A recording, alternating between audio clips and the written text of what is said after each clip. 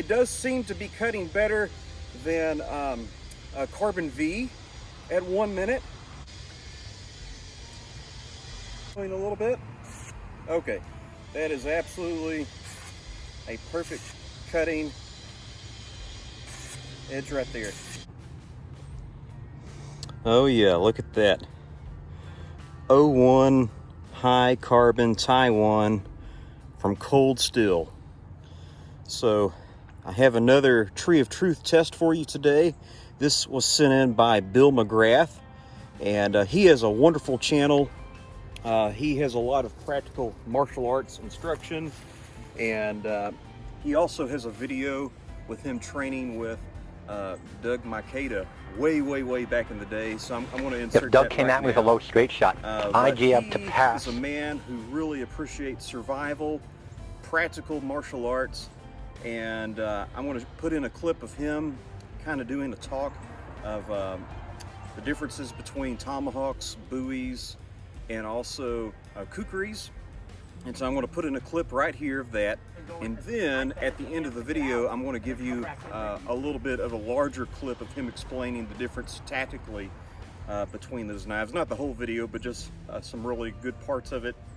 But yeah, so Bill, he is very active on Cold Steel Nation, and it's just a pleasure to work with him. He wanted to send this O-1 high carbon Gurkha Kukri Plus so I could test out on the Tree of Truth. So the reason why this test got started is because there was a lot of people in Cold Steel Nation that were really bad-mouthing this 4034 stainless steel version of the Gurkha Kukri Plus, and they were talking about how it's going to break and how it's not going to perform well and all that sort of stuff. And with my particular test, and my tests are not the end-all be-all,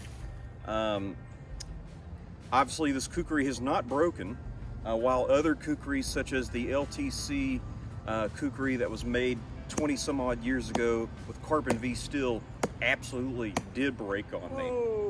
And not only did this not break, but so far as the big kukris go, it's performed on this wood the best. It's held a paper cutting edge, a reliable paper cutting edge, longer than Carbon V, longer than 1055, which isn't all that surprising.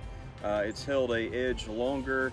That's probably about all the steels I've tested so far. So we're going to throw this O-1 tool steel high carbon into the mix. It's a beautiful blade. It's, as far as its build and its construction and the grip, it's rather identical to what Cold Steel's producing now, which really isn't surprising. I do see some rust marks on the blade right there, which again isn't really surprising because it is high carbon O-1 tool steel. And so O-1 tool steel, it's one of my favorite steels to work with. I make knives. I'm not like a professional or anything. It's something that I enjoy doing for friends and family, and sometimes I will sell some. But it is a great steel because it is very easy to heat treat at home with very minimal tools. And so you can heat treat it and temper it. It's very tough. It's very easy to sharpen. It should hold an edge well. It shouldn't hold an edge, again, like 3V or anything like that, but it should hold an edge sufficiently. So that's cutting paper very well. And now let's set up my 1 minute timer. You know the drill. I'm going to test this kukri out, chopping for 1 minute into the Tree of Truth. And if it survives 1 minute of chopping and it's still reliably cutting paper, I'm going to give it some 30-second blast. And so set the timer down, put the safety glasses on, and we'll get started right now.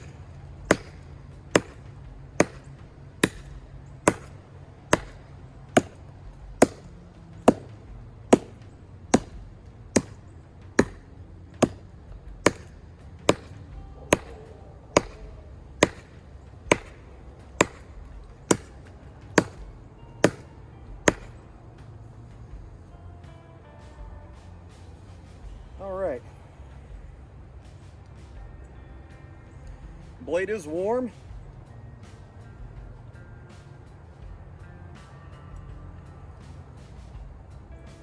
Let's examine the edge for a little bit. The edge looks good. There's obviously a little bit of debris on there. Let's see what it's doing as far as cutting paper.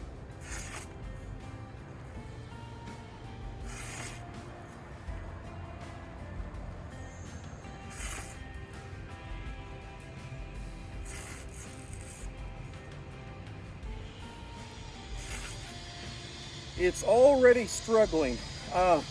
This paper is really humid, so I'm going to give it another shot with some fresh paper.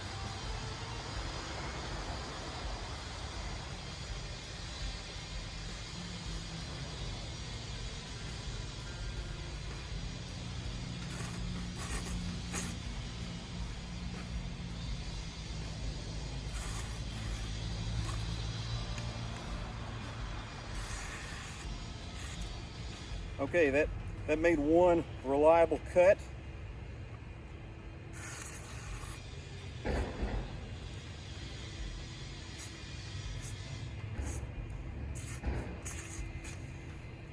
And guys, as far as the test goes, I think this O-1 Kukri is pretty much already a goner. I don't know if you could see this over here, but it's still cutting vegetation well. See, here's a piece of paper that's still more or less in shape. It's really getting hung up right there.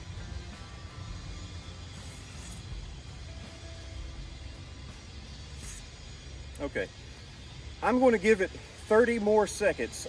It does seem to be cutting better than Carbon V at 1 minute, but it's definitely, I am getting a couple reliable cuts out of it, but just for the sake of testing, I'm going to give it 30 more seconds.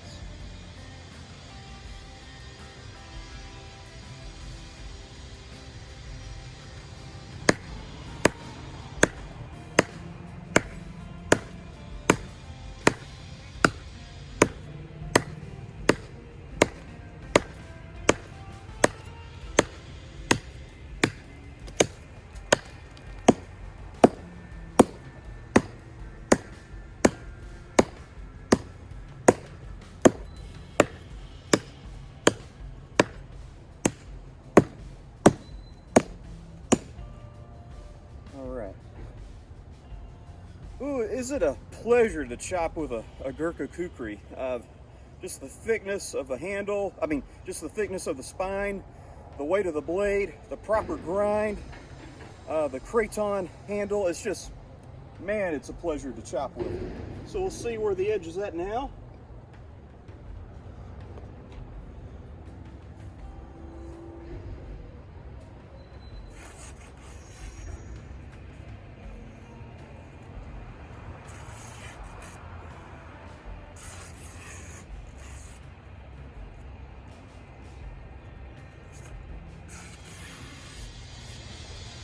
All right, that's not bad right there.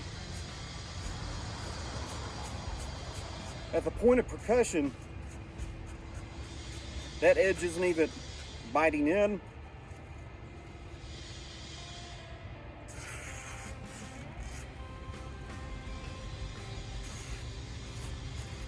All right, so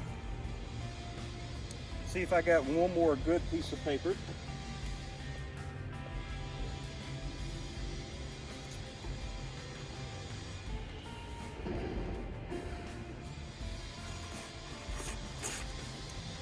Yeah, I would say that it's a reliable paper cutting edge is now gone. So now what we're going to do is get the ceramic and strop out just for a little bit and see if we can restore that paper cutting edge.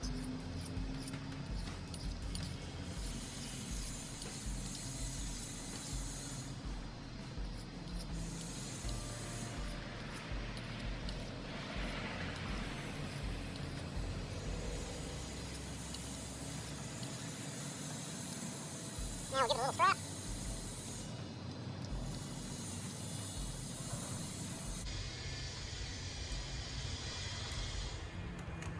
see where this edge is at. The wind's blowing a little bit. Okay, that is absolutely a perfect cutting edge right there. So far, out of all the steels that I've tested, I haven't had a problem getting any of the edges back with just a little bit of light use of ceramic and leather. And that's with 3V, that's with carbon V, that's with 1055, and that's also with 4034. I'm also just going to get my leg out. I'm out of hair on my left arm, and I'm right-handed, so I'm not going to try to shave with my left. And you probably couldn't see that. Let's see. But it's absolutely shaving hair once again, and I'm really happy with that.